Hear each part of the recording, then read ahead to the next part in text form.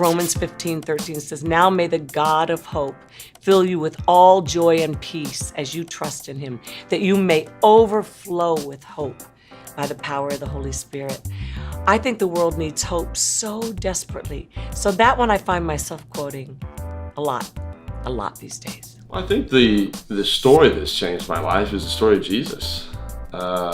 I think one of the things I'm coming to grips more with as I get older is, he's 100% God and 100% man. It's easy for us to comprehend Jesus as God because we see the miracles, but maybe far more difficult for us to see him as a man who, for about 30 years of his life, lived a fairly normal life. He was a carpenter. He had a job, and I think that there's a lot to learn from the man aspect of Jesus. I think the biggest verse in the Bible, and it's ironic because it's the smallest verse in the Bible, hit home with me. It's John 11:35, and it's Jesus wept. In those two words, there's so much power because Jesus shows up to heal Lazarus, and everyone believed he could. Mary and Martha meet him, and they believe, if you had just been here earlier, you would have healed our brother Lazarus. He's your friend. Why were you not here?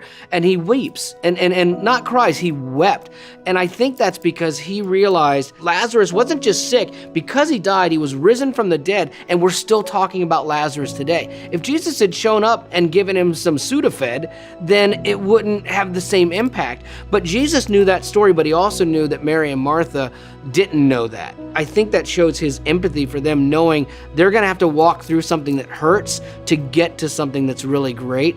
And I think that same empathy and love is something that he has for us today. A Bible passage that's changed my life and is honestly one of my favorite scriptures is 1 Peter 5:10 and 11, which says, "The God of all grace, after you have suffered a while, will strengthen, perfect, establish, and settle you." Yeah, there's going to be hardship. Yeah, there's going to be difficulty. Yeah, there's going to be things that don't make sense.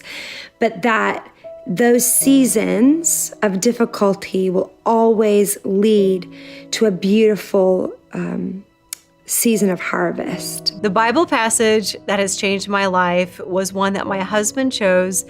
He was very sick. He had been battling cancer, and he chose these as our family verses. It's 1 Corinthians 13, verses 12 and 13. He chose those because what was happening in our lives made no sense whatsoever, and we still can't make sense of it. But our hope is that one day we'll understand better. Until then, what do? Faith, hope, love. The greatest of these is love. My favorite Bible passage would be from 1 Corinthians, I think it's 27 and 28, and it says, he chooses the weak to shame the strong, he chooses the fool to shame the wise, and he simply calls things into being that are not. No matter what I feel, no matter what I see, if God says something over me, it is, because his breath is life. If he can speak things into existence, he can speak anything into me. So that means if he calls me courageous, I am courageous. If he calls me strong, I am strong. It's all about what he says over me that is the actual truth that reigns in my life. So now it's time to dive in for yourself. Sign up for the Bible Kickstart reading plan. It's going to walk you through foundational and easy to understand passages in 10 minutes or less each day. Plus, it helps you understand the Bible better, which will help you integrate that into your everyday life even better. So go to BibleKickstart.com to sign up or use the link in the description below.